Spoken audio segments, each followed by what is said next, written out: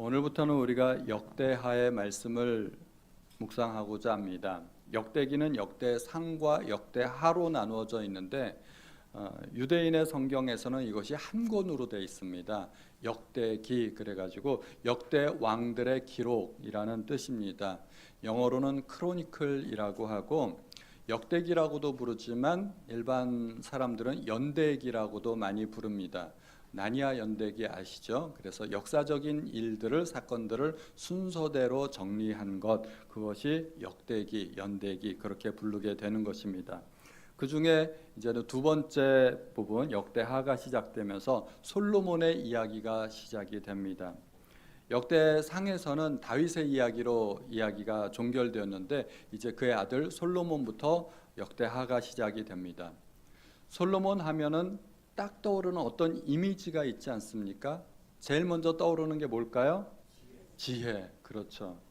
지혜. 우리 교회도 지혜가 있는데 솔로몬 하면 딱 지혜가 떠오릅니다. 솔로몬은 지혜로운 왕이었습니다. 그리고 솔로몬의 재판도 굉장히 유명하죠. 요즘이야 뭐 친자감별 아무것도 아니죠. 친자감별은 뭐 그 유전자 검사 하나만 딱 해봐도 알 수 있는 거고, 거기까지 안 가도 거짓말 탐지기 하나만 동원해도 금방 알 수 있는 건데, 옛날에 어디 그런 게 있겠습니까? 그런데 솔로몬이 아이를 갈라서 똑같이 나눠 가져라 그랬더니 친엄마와 가짜 엄마가 구분이 됐더라 하는 이야기죠. 참 지혜로운 재판입니다. 솔로몬의 부귀영화도 대단합니다. 왕이라고 해서 다 그런 부귀영화를 누리는 것이 아닙니다. 솔로몬과 같은 부귀영화는 역대 왕들 중에서도 극히 일부의 사람들이나 누릴 수 있는 그런 부귀영화입니다. 뭐 중국의 진시 황제 정도나 돼야 그런 부귀영화를 누릴 수 있을까요? 하여튼간 대단한 그런 왕이었습니다. 그런데 솔로몬 이야기에서 핵심은 사실은 성전입니다. 성전은 매우 중요합니다. 솔로몬에게도 중요하지만 이스라엘 역사에서도 성전은 매우 중요합니다. 성전은 하나님의 임재의 상징입니다. 솔로몬은 성전을 완공해 놓고 이 성전에서 기도하는 모든 기도에 하나님께서 응답해 달라고 기도하였습니다.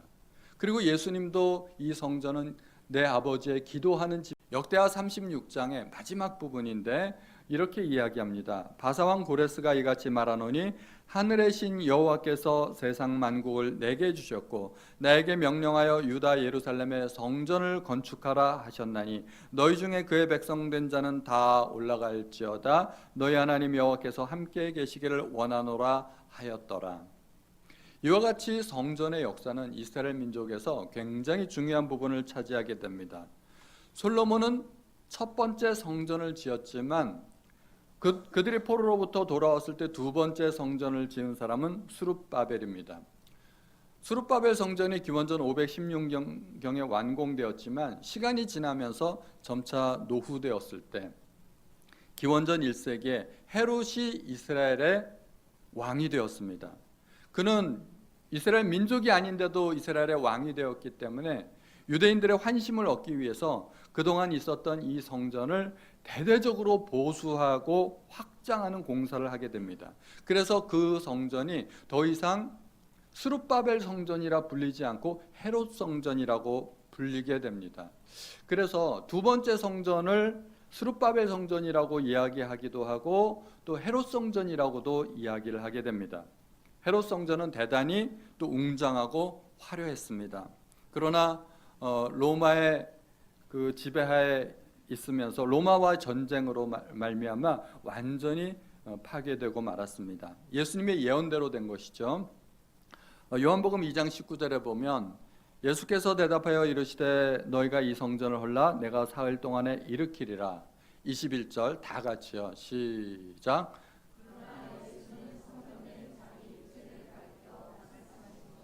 아멘. 예수님께서 성전이 되셨기 때문에 더 이상 건물로 된 성전은 필요가 없다는 것이죠. 눈에 보이는 성전은 없어졌지만 그렇다고 해서 하나님의 임재가 사라진 것은 아닙니다.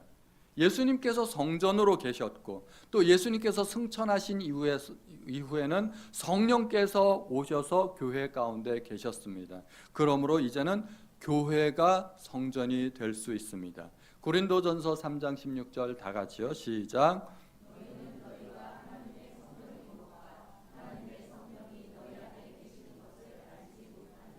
아멘. 이렇게 성전은 구약 이스라엘 백성의 정신적인 기둥이 되었고 이스라엘 역사에서 빼놓을 수 없는 중요한 가치가 되었습니다. 이스라엘 민족의 역사 곧 성전의 역사입니다. 그런데 그 모든 발단은 솔로몬의 성전으로부터 시작되었던 것입니다. 솔로몬은 성전을 짓기 전에 무슨 생각을 가졌던 것일까요? 왜 성전을 건축했을까요? 1절에 보니까 오늘 본문 1절이죠. 솔로몬이 여호와의 이름을 위하여 성전을 건축하고 그렇게 나옵니다. 하나님의 이름을 위해서 하나님의 명예를 소중히 여기는 마음입니다. 명예. 그 이름이 어떤 명단에 올라가 있느냐에 따라서 명예가 달라지죠. 영예로운 이름들이 있습니다. 노벨 수상자 명단, 어떤 기념관에 제가 갔더니 기부자 명단이 있더라고요. 제일 많이 기부한 사람들은 이렇게 흉상을 세워놓고 그 밑에 이제 빼곡하게 벽면 전체에다가 기부자 명단을 적어놨습니다. 그런데 불명예스러운 명단도 있죠. 절대로 그 이름에 올라가서는 안 되는 명단, 현상수배범 명단, 이런 데는 절대로 올라가면 안 되겠죠. 솔로몬은 하나님을 사랑했고 하나님을 위해서 뭔가 해드리고 싶었습니다. 특별히 하나님의 이름이 높아지기를 바랬습니다. 그분의 이름을 기념하고 그분의 이름만이 높여지는 곳, 그곳을 건축하기를 바랬고 그것이 바로 성전이 되었습니다.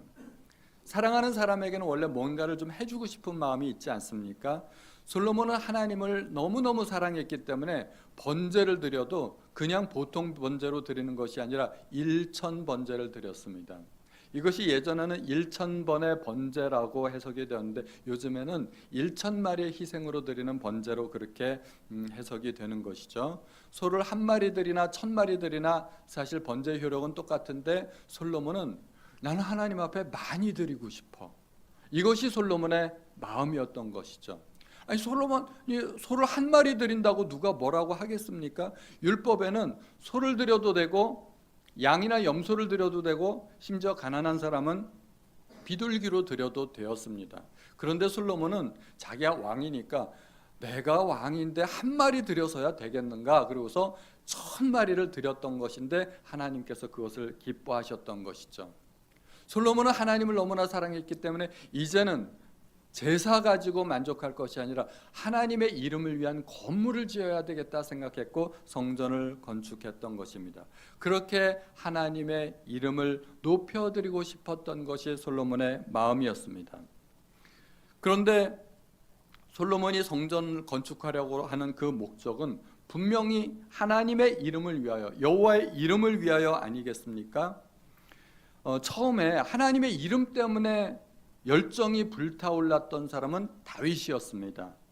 다윗이 골리앗 앞에 나아갔던 이유도 자기가 무슨 영웅이 되고 싶어서가 아니라 나라를 위해서 나를 한번 구해보겠다는 그런 열정이 있었던 것이 아니라 하나님의 이름이 모독받는 것에 분개했기 때문입니다.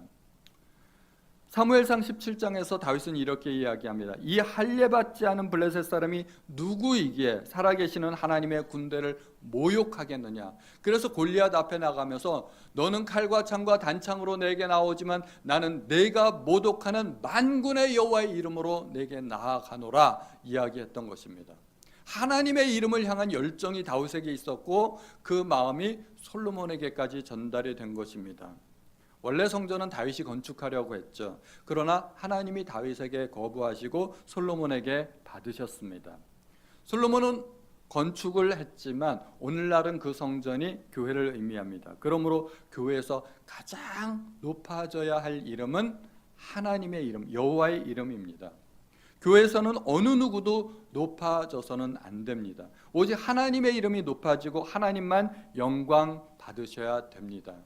그런데 제가 보니까 교회가 커지면 커질수록 담임 목사님의 이름이 높아지는 경향도 있더라고요. 이게 어쩔 수 없는 경향이기는 하지만 교회에서는 오직 하나님만이 영광 받으시고 칭송 받으셔야 할 줄로 믿습니다.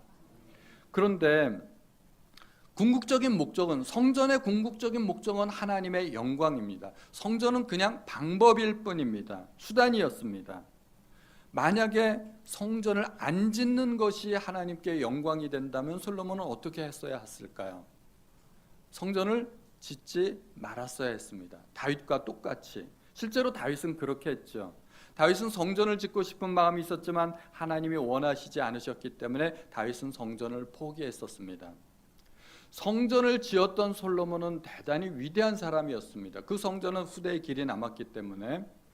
그런데 다윗은 성전을 포기했습니다. 누가 더 위대할까요? 성전을 지은 솔로몬, 성전을 포기한 다윗. 저는 제가 보기에 성전을 포기한 다윗이 더 위대하지 않았을까 생각이 됩니다. 만약에 하나님만 허락하셨더라면 다윗은 얼마든지 성전을 기쁘게 지을 수 있었어요. 근데 포기하는 것은 정말 어렵죠. 우리는 내가 꼭 뭔가를 해야만 하나님께서 영광을 받으신다는 생각을 할 때가 있습니다. 그런데 때로는 안 하는 것이 하나님께 영광이 될 수도 있습니다. 어떤 교회에서는 담임 목사가 임기 만료 후에 재신임 투표에서 떨어지는 경우도 있습니다. 그럴 때는 조용히 물러가는 것이 하나님께 영광이 됩니다. 무리를 일으키지 말아야 됩니다.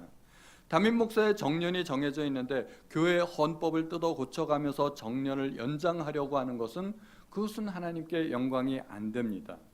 교회 세습도 문제가 됩니다. 작은 교회는 전혀 문제가 되지 않습니다. 모든 교회에 해당되는 것이 아니라 큰 교회일수록 세습을 안 하는 것이 제가 보기에는 하나님께 영광이 됩니다. 장로 권사 임직 투표에서 탈락되었다면 시험에 들 것이 아니라 내가 안 하는 것이 하나님의 뜻이구나 하고서 조용히 물러가는 것이 하나님께 영광이 될 수 있습니다. 그런데 실제로는 어떤 반응이 나타나나요? 조용히 교회를 떠나죠. 그렇게 되지 말라고 미리 여러분들한테 말씀드리는 겁니다. 조용히 교회를 떠나시는 것이 아니라 조용히 하나님의 뜻을 받아들이시라는 것입니다. 우리는 주님의 일을 하기 위해서 밥을 먹을 수도 있고 그러나 때로는 금식도 할 수 있습니다. 로마서 14장 6절 다 같이요. 시작. 나를 중히 여기는 자도 주를 위하여 중히 여기고 먹는 자도 주를 위하여 먹으니 이는 하나님께 감사하며 먹지 않는 자도 주를 위하여 먹지 아니하며 하나님께 감사하느니라. 아멘. 그러므로 먹든지 마시든지 무엇을 하든지 하나님의 영광을 위해서 하라고 성경에 기록되어 있습니다. 나의 욕심 때문에 뭔가를 이루고자 하는 그 성취욕에 속으면 안 된다는 것입니다. 또 솔로몬은 자기의 궁궐을 먼저 지을 수도 있었는데 성전을 다 완공하고 나서 자기의 궁궐을 짓지 않습니까? 우선순위는 항상 하나님입니다. 솔로몬은 성전을 지으면서 내가 이제 성전이 완공되면 이러이러한 일들을 하겠다 하고 이야기하는데 그게 역대하 2장 4절입니다. 다 같이 한번 읽어보겠습니다. 본문 2장 4절 시작. 이제 내가 나의 하나님 여호와의 이름을 위하여 성전을 건축하여 구별하여 드리고 주 앞에서 향 재료를 사르며 항상 떡을 차려 놓으며 안식일과 초하루와 우리 하나님 여호와의 절기에 아침 저녁으로 번제를 드리려 하오니 이는 이스라엘의 영원한 규례니이다. 아멘.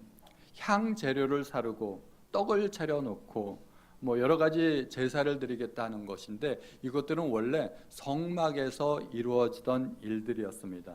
성막에 분향단이 있어서 그곳에서 향을 사르면 그 향의 연기가 하늘로 올라가는데 이것은 성도들의 기도를 상징합니다. 이 향과 함께 성도들의 기도가 하나님께 상달된다는 것입니다.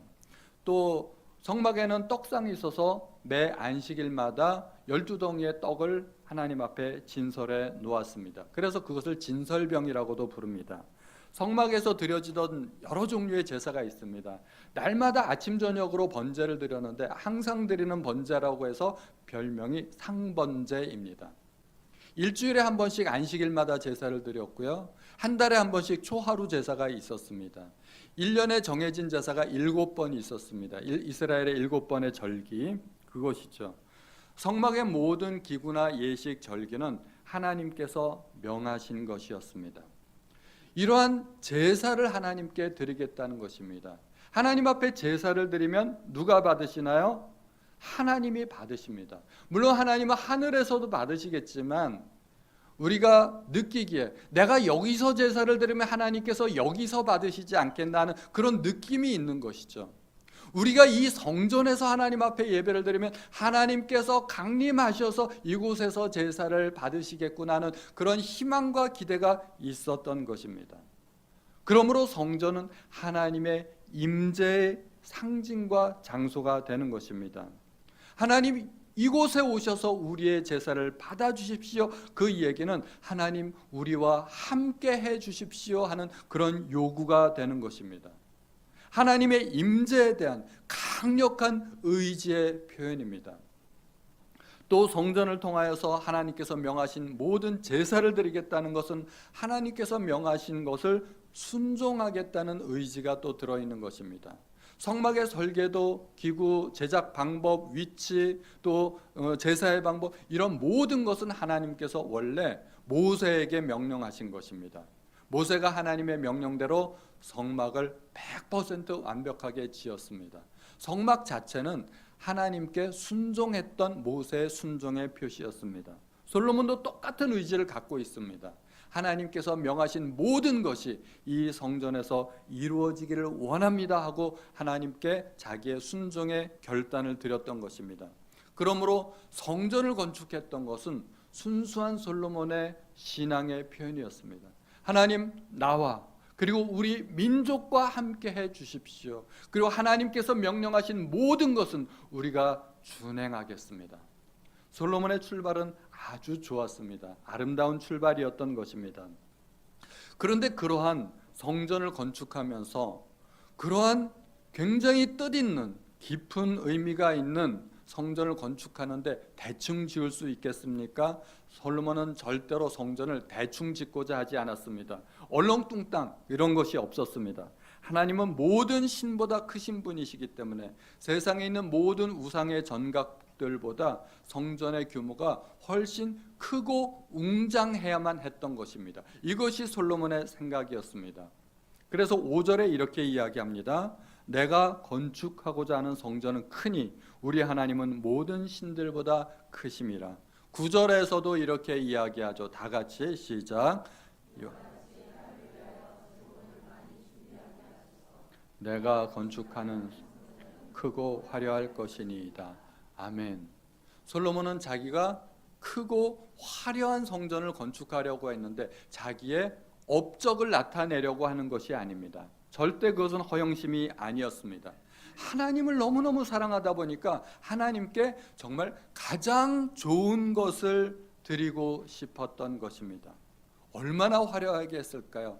여러분이 무엇을 상상하든 그 이상의 것이 성전이 될 것입니다. 어디서 많이 듣던 말이죠.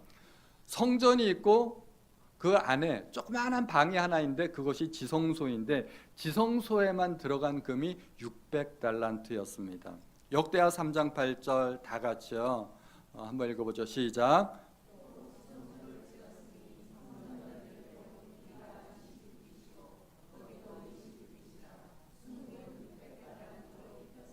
예, 순금 600달란트로 입혔다고 하는데 지성소는 오늘날 단위로 가로 세로 높이가 약 9m 정도 되는 정육면체 모양입니다. 넓이는 약 24.5평 정도. 넓지 않은 그런 그냥 큰 방 하나 정도 생각하면 됩니다. 금이 600달란트, 한 달란트가 34kg입니다. 금이 20톤 들어갔습니다. 어마어마하게 들어간 거죠. 금 한 돈에 어제 찾아보니까 67만 4천 원 정도 되더라고요. 금값이 많이 올랐습니다. 금 20톤이면 얼마나 되는지 아세요? 3조 6,600억입니다. 우리 이 예배당 공간보다 훨씬 좁아요. 그 공간에 만약 우리가 능력이 있어서 뭐 조단위는 떼버리고 수천억을 쏟아 부었다. 금을 뭐 사방 벽에다 입혔더라 그러면은 어떻게 될까요? 그건 미친 짓입니다. 그렇게 할 수가 없어요. 솔로몬은 자기가 능력이 있고 왕이니까 그 정도를 한 것이죠. 그래서 순금 600달란트로 입혔다고 그러는데 입혔다는 표현이 조금 약해요. 저 같으면 성경 기록을 이렇게 할 것 같아요. 금으로 쳐 발랐으니. 실감나지 않나요? 이게 정말 제대로 된 표현일 것 같아요. 어마어마하게, 그것도 가장 좁은 그 공간에만 그렇게 한 겁니다. 그 밖에 성소가 있고 건물이 있고 기둥이 있고 이거 다 합치면요 말로 다 못합니다. 솔로몬은 성전을 꾸미는데 자기가 할 수 있는 모든 힘을 다 동원했다는 이야기입니다. 가장 아름답고 가장 화려한 건물로 만들었습니다. 성전도 그렇지만 사실 그 이전에 솔로몬의 마음이 나타나지 않습니까? 솔로몬이 1000번제를 드린 것도 자기가 마땅히 해야 될 그 의무 이상을 하나님 앞에 드린 것입니다. 솔로몬은 겨우 할 수 있었습니다. 마땅히 해야 될 딱 그 의무만 할 수 있었습니다. 누가 뭐라 하지 않습니다. 그러나 그 이상을 했던 것입니다. 똑같이 하나님의 일을 해도 이러한 열정으로 하나님의 일을 하는 것이 필요하지 않을까 생각이 됩니다. 마지못해서 어쩔 수 없이 일을 할 수가 있습니다. 그러면 하나님께도 기쁨이 안 되고 사실 그 일을 하는 나도 기쁨이 안 됩니다. 사실 하나마나이죠. 그런 일들은. 더 정확하게 이야기하자면 그런 일들은 안 하는 것이 낫습니다. 시간 낭비하고 돈 낭비하고 하나님도 섭섭해 하신다면 내가 그런 일을 왜 하겠습니까? 기왕의 주님을 위해서 뭔가 헌신을 하려면 열정적으로 최선을 다해서 하나님을 위해서 일을 하는 것이 필요합니다. 누구는 저렇게도 열심히 하는데 나는 더 열심히 해야 되겠다는 그런 선의의 경쟁과 열심도 필요하다는 것입니다. 다만 개인적인 욕심과는 구별이 되어야 할 것입니다. 나의 욕심을 위해서 우리 교회는 크고 웅장하게 화려하게 그렇게 예배당을 꾸민다면 그것은 개인적인 욕심이 될 수도 있겠죠. 그러나 하나님을 위한 순수한 마음이 있다면 하나님께서 받으시리라 믿습니다. 솔로몬은 성전을 크고 웅장하게 만들려고 합니다. 온갖 좋은 재료를 다 사용해서 또 최고의 기능공을 동원해서 만들고자 합니다.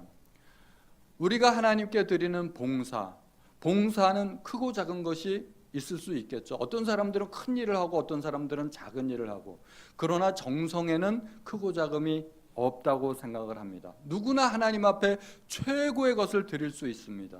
최선의 노력을 해서 최선의 준비로 우리가 하나님 앞에 드려야 할 줄로 믿습니다. 그런데 그러한 어마어마한 성전을 드리면서 솔로몬은 마음속에 결코 우쭐한 마음이 없었습니다. 내가 이렇게 하나님 앞에 드리면 하나님께서 좋아하시겠지? 조금 마음속에 자만하고 이야 대단한데 그리고 스스로 위로할 수도 있을 것입니다. 그런데 솔로몬은 알았어요. 사람의 손으로 만든 이 건물에 하나님께서 계시는 것이 아니라는 것을 알았습니다. 그냥 성전은 하나님의 임재의 상징일 뿐이었습니다. 그래서 솔로몬은 내가 누구이기에 하나님께서 내가 건축한 이 성전에 계시겠는가 그렇게 이야기합니다. 솔로몬은 결코 자기 업적을 드러내려는 마음이 없었습니다. 야망이 없었습니다. 위대한 일을 하는 사람일수록 사람 앞에서 하나님 앞에서 겸손한 자세가 필요합니다. 내가 하는 일은 크고 위대할지 모르지만 그러나 하나님께서 내가 무엇이건대 나에게 이런 자격을 주셨습니까? 그런 생각이 필요한 것이죠. 그래서 사도 바울은 자기를 죄인 중에 괴수라고 생각했습니다. 사도 바울도 얼마든지 자신을 드러낼 만한 것들이 많이 있었습니다. 그러나 겸손했던 것이죠. 사람이 왜 실패하는가? 자기가 누구인지 잘 모르기 때문에 실패합니다. 이스라엘 백성은 목이 곧은 백성이었고 하나님 앞에서 잘 회개하지 않았습니다. 그래서 결국은 광야에서 세대가 바뀌었습니다. 사탄은 하나님과 같이 되려다가 타락하고 말았습니다. 아담도 마찬가지고 자신을 드러내 보이고 싶고 높아지고 싶고 업적을 자랑하고 싶다면 그 마음은 사탄의 마음입니다. 우리는 하나님 앞에서 하나님 내가 누구이기에 이런 은혜를 주셨나요? 그런 겸손한 마음을 가져야 할 줄로 믿습니다. 솔로몬은 건축의 목적을 그 앞에서 분향하려 할 따름이라고 이야기합니다. 하나님과 교제하고 하나님을 경외하는 것이 목적입니다. 다른 사람들에게 보이기 위한 것, 자랑하기 위한 것, 업적을 드러내기 위한 것 전혀 없었습니다. 우리도 그 마음을 하나님 앞에 달라고 기도해야 될 줄로 믿습니다. 그런데 솔로몬이 성전을 건축하려다 보니까 문제가 있어요. 어마어마한 아름드리 나무가 필요하고 향나무도 필요하고 목재들이 많이 필요한데 이스라엘 땅에는 그런 아름드리 나무들이 없는 거예요. 백향목, 잣나무, 백단목, 이스라엘에 없는 훌륭한 목재들인데, 그래서 두로왕 후롬에게 두로왕 후람이죠. 후로가 아니라 후람에게 목재들을 보내달라고 요청하는 것입니다. 또 두로가 유명한 것이, 두로에는 기능공들이 많아요. 워낙 손기술들이 뛰어난 장인들이 많았어요. 그래서 사람들을 보내달라고 요청합니다. 하나님의 일을 하는데 나 혼자 다 못하면 이런 협력 관계가 필요합니다. 서로 연합하고 네트워크를 이루어야 됩니다. 하나님의 일은 절대로 혼자서 하는 것이 아닙니다. 그래서 교회를 비유할 때 몸의 각 지체에 비유합니다. 서로 손과 발과 눈과 코와 귀가 이게 다 연합해야 뭔가 일을 하는 것 아니겠습니까? 손이 일하는 것 같지만 손만 가지고 일을 하는 게 아닙니다. 서로 도와줄 수도 있고 도움을 받을 수도 있고 서로 협력해야 됩니다. 잘났다고 혼자 설치다가 망한 사람이 있죠. 누굴까요? 삼손입니다. 삼손은 이스라엘 역대 사사들 중에 유일하게 군대를 조직하지 않았습니다. 외적이 쳐들어오면 방어를 해야 되잖아요. 방어를 하려면 이쪽에서도 군대를 만들어야 되는데 삼손은 군대를 안 만들었어요. 왜냐하면 자기 혼자서도 충분히 감당이 되었기 때문에, 혼자서도 수천 명의 군대를 맞서 싸워서 이길 정도로 삼손은 탁월했고 능력이 있었습니다. 그렇게 자기 힘만 믿고 까불다가 어떻게 됐어요? 머리카락 잘리고 두 눈 다 뽑히고 지하 감옥에 갇혀서 맷돌을 돌리는 그런 신세가 되고 만 것입니다. 우리는 주님의 일을 하면서 나 혼자 충분하다는 생각은 절대로 가지지 말아야 됩니다. 서로 상의하고 조율하고 도와줄 것은 도와주고 도움 받을 것은 도움 받고 내가 양보해야 될 것은 양보하고 함께 세워지는 것이 교회입니다. 선교도 마찬가지입니다. 선교는 선교사님 혼자서 하시나요? 그렇지 않습니다. 선교사님 혼자서 선교지에 가가지고 아무리 백방으로 뛰어봤자 선교 잘 안 됩니다. 물론 선교사님이 총대 메고 앞장서기는 하지만 그 선교사님 뒤에서 수도 없이 기도하는, 그리고 물질로 후원하는 여러 교회들이 있기 때문에 선교 사역이 이루어지는 것입니다. 선교사님 혼자서 선교하는 것이 절대로 아닙니다. 그래서 주님의 일을 하면서 우리는 서로 연합하고 네트워크를 이루고 서로 협력해야 할 줄로 믿습니다. 구약에서 성전이 가지는 의미는 대단히 중요합니다. 역다하에서 솔로몬의 이야기는 1장부터 9장까지 이어집니다. 그 중에 성전 이야기가 2장부터 7장까지입니다. 1장에는 솔로몬의 지혜가 나오고 이제 8장 9장에는 솔로몬의 부귀영화, 그리고 스바 여왕의 이야기가 좀 나옵니다. 한 3장 정도가 솔로몬 왕의 그런 이야기고 나머지는 다 성전에 관한 이야기입니다. 성전이 얼마나 중요한지 몰라요. 구약의 백성들은 성전에 대한 자부심이 있었고 하나님이 함께 계시기 때문에 절대로 망하지 않을 것이라는 잘못된 신념도 있었지만, 그러나 실제로 성전은 중요했습니다. 구약에 앞으로 우리가 역대하를 쭉 읽어보면 알겠지만 역대 왕들의 선악이 갈리는 그런 분기점이 된 것이 성전에 대한 태도입니다. 악한 왕들은 성전의 문을 닫았습니다. 성전 안에서 우상을 섬기기도 했습니다. 성전을 허물기도 했습니다. 이것 때문에 하나님의 진노가 임했고 군대가 쳐들어와서 어려움을 겪기도 했습니다. 그러나 선한 왕들이 있었습니다. 성전의 문을 열었습니다. 성전 안에 있는 우상단지들을 다 갖다 내버렸습니다. 성전에 무너진 곳을 수축했습니다. 그때 하나님께서 그 왕들을 선한 왕이라고 칭찬하셨고 국가의 부흥이 일어났습니다. 성전에 대한 태도가 하나님의 태도를 결정했던 것입니다. 또 이스라엘 백성이 포로로부터 돌아왔을 때 가장 먼저 하려고 했던 것, 그것은 성전 재건이었습니다. 이스라엘 역사에서 성전의 역사는 똑같이 중요하게 나타납니다. 이스라엘 역사의 흥망성쇠와 성전의 흥망성쇠가 같은 그래프를 탔다는 것입니다. 우리는 오늘 성전을 하나님께서 솔로몬에게 명하시고 솔로몬이 건축한 것을 통해서 하나님의 임재를 갈망하는 그 자세를 우리도 가져야 되겠다는 생각이 듭니다. 하나님은 과연 우리와 함께 하실까? 하나님 나와 함께 해주시기를 바랍니다. 하나님 우리 교회에 함께 해주시기를 바랍니다. 또 솔로몬이 최고의 정성과 헌신을 하나님 앞에 바쳤듯이 하나님 나도 내 인생의 가장 중요한 부분을 하나님 앞에 바치겠습니다. 내 인생의 중요한 시간, 내 인생에 하나님께서 나에게 주신 중요한 것들을 하나님 앞에 바치기 원합니다 하는 그러한 마음으로 하나님께 헌신하는 시간이 되시기를 주님의 이름으로 축원드립니다.